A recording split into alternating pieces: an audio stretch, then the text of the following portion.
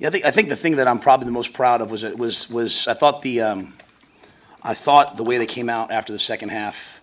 As I told them, the team that maybe I first knew would have been up 30-7 and would have relaxed. And I challenged them, A, we have to build a competitive stamina to play for 60 minutes.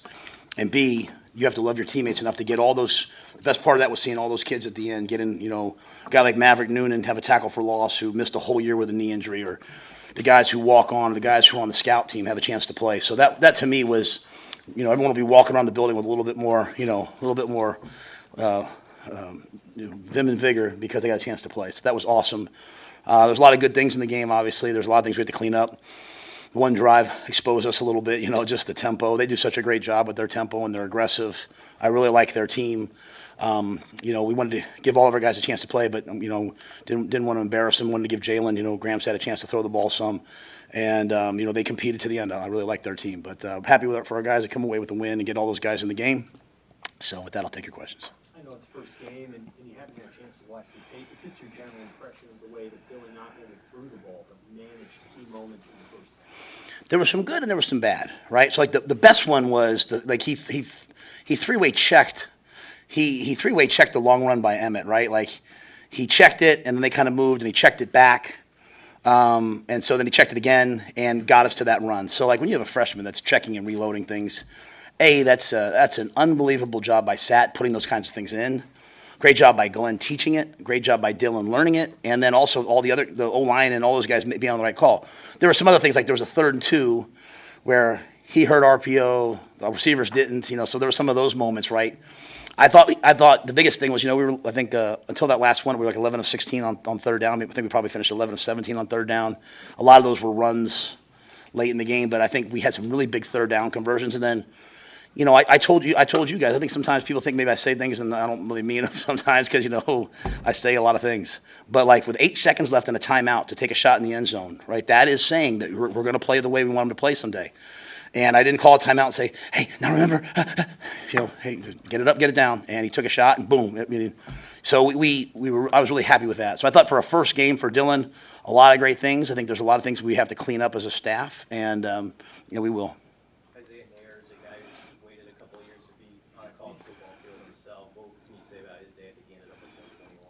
Is that what he did? I'm so happy for him. Yeah, I thought, the big time catch, down the sideline for that long ball. We also had a lot of pass interferences, right, where we extended drives by taking shots down the field. And he worked the middle of the field too. Some big catches on RPOs going up. He's not afraid to go up and extend it across the middle. I thought really we got a contribution from pretty much everyone. Big third down by Bonner, big third down by Nayor, then the shot to Banks at the end. So really happy for Isaiah. He does everything right for us. When we got him, Mitch Cholinsky had known him at Texas. Said he was a great guy. He's been a great addition. And that receiving core, there was no jealousy out there today. It was just an amazing vibe from those guys. What did you think about that safety that kind of turned the game 7-7 and that was a huge play in the game? Yeah, we've worked so hard on not fumbling the ball. And we talked all week about, hey, they're going to tackle us low. And so for us to put that ball on the ground on the 4-yard line, and I went out to the defensive huddle, and I tried to say something. Marquise was like, man, we know what we're doing. We've been here before. They were excited to play. And you saw them. I don't even know how that all happened. I didn't see exactly what happened, but I just saw guys playing really hard and fast on defense. And so that was great because it was such complimentary football because I think they kicked it to us. Jacory had a decent return, and then we went down and scored, right? So that was a 9-point swing, and that's kind of we want to go on runs. We want to score, stop somebody, get the ball back with good field position and score, or kind of like that, and that happened there. Matt, you had 33 carries across those 4 running backs. What did you learn about that group today? I thought they all made plays. The shame of it with Dante, he had that fumble, but he was really running well. Dante's done such a good job. At the end of the spring, I would have probably put him at 4th, right? And he's really brought himself where I think he was the second back in the game today. And, it's not really like, hey, this guy's, Ramir went first. It's kind of like, hey, Ramir and Emmett do the same thing. So it's kind of, a little different thing. But Dante, I thought he was really playing well, running the ball well, and then had that fumble, right? But happy to see him come back. So Gabe, showed some really good plays. Emmett with the long run.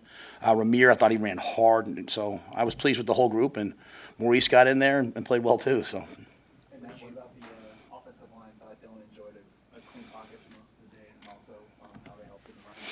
Yeah, I mean, I don't know what we finished with rushing, but I mean, I think with two, I don't know what is it.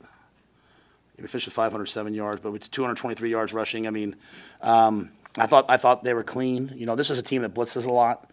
We gave up one sack where Dylan had to come out and we got beat on a late twist and Dylan signaled something, the receiver didn't get it. That's one of those things going back to we have to be cleaner at when you play, you get into Big Ten play.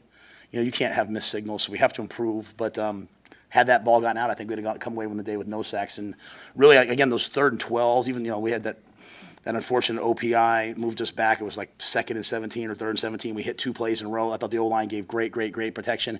And our backs do a good job of chipping, which is really good. How beneficial was it just to be at home today in this type of setting compared to maybe a year ago you had to open on the road on a Thursday night, sold out, just to kind of build this team the way you want to build it? Well, I think, first of all, I'll say this.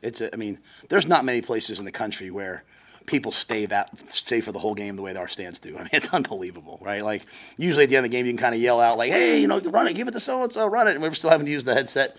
I mean, if you notice in the game, I started off with a single. You probably didn't notice, but I started off with a single, and I had to go to a double earphone today. It was so loud on the field. I mean, it was so loud. It's loud on offense. Like we put Heinrich in, and everyone got real loud. And I'm kind of like, I'm doing the old, hey, be quiet, be quiet. But but it was great. It was great to have that atmosphere, have that crowd. When you're at home, you have all those kids that can get in the game. Last year was really tough. I've talked a lot about that, but last year's now kind of over. So we got a chance to start at home. We got off to a good start. Coming in, some of the older guys were really happy. They were saying they had never really experienced that kind of a game where the game was over at halftime, really, and it was, they're watching all their young guys get in. They hadn't really, and maybe they have, I don't know, but they said they hadn't had that. We certainly didn't have that last year. This game last year, Louisiana Tech was 28-14 or so. It was good to see them, put it away. 0 for 2 on 4th down. What's the biggest thing to fix? I'm sorry.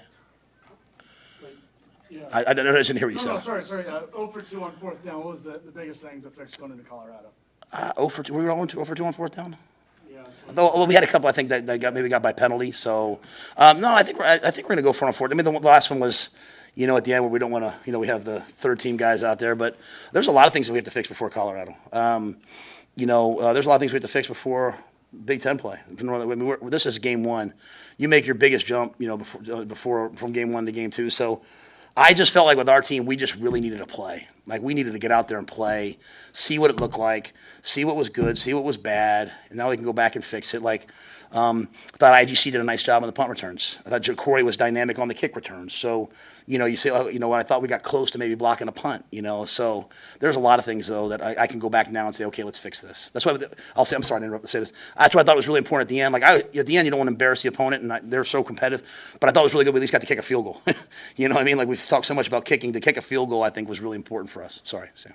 You had spent basically 9 months trying to retool the offense, and Dylan's a big part of that. But the picture that you saw today, was that maybe the first step that you were hoping to see going into the game, the way that they played and the yards they gained and the points they scored?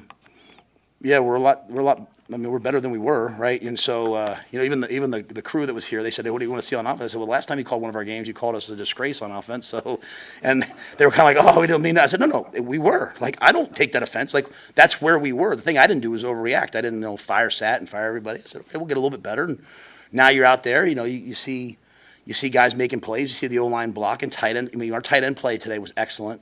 They had some catches, but they had a lot of key blocks. So, our check game, the ability to, check runs was so much better. I just think we're better than we were, and we're going to continue to get better. And, the guys like Ja'Cory add a dynamic element. Now one of those plays got called back, but that would have been a dynamic play. The big receivers made some plays, so we're just better, but we have to get a lot better moving forward. I don't know but what does +1 on the turnover margin be today after? Yeah, and let me ask you this: did they count the safety as a turnover? No. Well, they should. I might do it in our building. Yeah, that seems like a turnover, does it not? I mean, I was sitting there because we were -1, and then we did that, and I was like, okay, we're even right now. But, and I was happy for Ramir. I mean, you're talking about a kid that I did not bring to camp. Okay, did not bring to camp, and over his body weight, right? And even in pregame today, he said to me, hey, I'm 205, which is what I told him. I said, if you're 205, you can play. If you're 206, you can't play, right? Which is funny, me fighting with guys about their body weight, like it's a pot calling the kettle black, but he made a play. He's a really good football player, and so I was so happy to see that. I mean, who else had one? Malcolm had one, so I mean. that was good, to be +1. And it's not like, sometimes you guys have heard me say +7. What I really would like to do is be like +1, +2 every game. I don't want to have like, hey, we got 7 in one game and that skews the numbers. I just want to come out every game plus, because, a lot of these games are going to come down to the last possession. If you can steal a possession, then you have a chance. And I think the safety is a way of stealing a possession. How much more important was it to reward these guys for the win?